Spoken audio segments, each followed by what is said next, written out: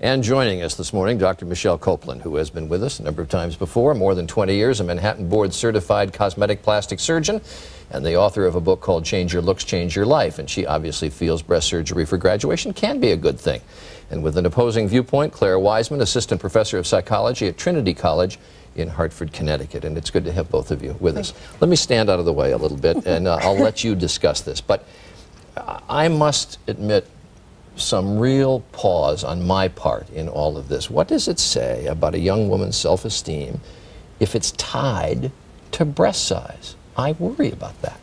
Well, I think you're right in worrying, but the reality is that how we look and how we feel are very intimately related.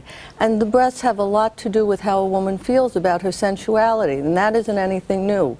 What is new is that we have new technology that allows us to really take control of our lives, our bodies, in a whole new way, and hopefully in a safe way. And I think what we want to do is make sure that when people are making these decisions, that it's right for them and they're doing it in a safe way. Claire Wiseman? Well, I just totally disagree. I feel like it's really just the beginning of perhaps a really terrible trend. Where do we stop? If it's breast implants, then where do we go from there? And if we start giving young girls the message that you don't look good enough unless your breasts are larger or your lips are larger or whatever part of your body you want to change with plastic surgery, that's just a really terrible message to build their self-esteem or base their self-esteem just on this appearance issue. Well, certainly self-esteem should not be based just on your appearance, but the quest for beauty is nothing new. In fact, it was Aristotle that said the best letter of recommendation is your looks. But there was one young woman yesterday, she was a charming young girl, looked fine. Maybe she was a bit flat-chested, I don't know, but she was a nice-looking kid, and she wants this as a graduation present. If she wants it and has a good sense of her self-image, she understands the risks and the benefits, then that's a decision that may be right for her. It may not be right for you. It's not right for everyone, but for those people that do have a sense of their body, that want larger breasts, that feel inhibited by the fact that they don't have large breasts, breasts are, as I said, a sensual part of who we are. But the essential part is tied to sexuality, and I guess that's what bothers me some. In other words, if somebody has a nose that's disfigured or whatever, that's one thing, but the breasts? Why? Breasts are sensual. Breasts are erotic. That is part of who we are. There's nothing to be ashamed of. I am a very liberated woman, as anybody who knows me can testify to. And the fact that we care about how we look doesn't take away from our independence and our ability to be the best that we can be.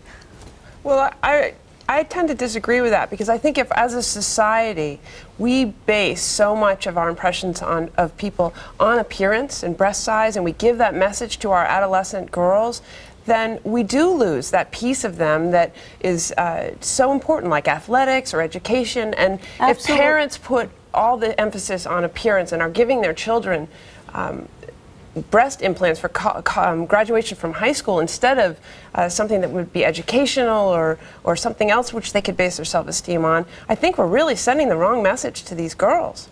Well, you're right. If that's if that's the only message we're giving our children, that's the wrong message. But taking care of ourselves, exercising, working out, dieting is all a part of making ourselves look and feel better. And if this is a component of it, then that's fine. What if it doesn't help their self-esteem? What if they do this, and when it's all over, they're still as depressed or still not feeling as good about themselves as they went into it? Well, these are the things that you have to try to work out before you go into having surgery, and that's why it's important for the parents to open the lines of communication and to help their children seek the best possible doctor that they can, to talk about what this procedure is all about and whether it's right for them. We raised the issue of media. Does the media push this on kids? Well, I think that it's really tough to just blame the media, because I think the media largely reflects the society and what the society wants.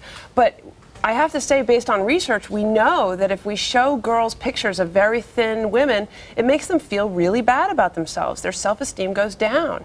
And so we can only assume that those girls want to look like these images, and if that includes breast implants, then it's just a really sad reflection on what our society wants.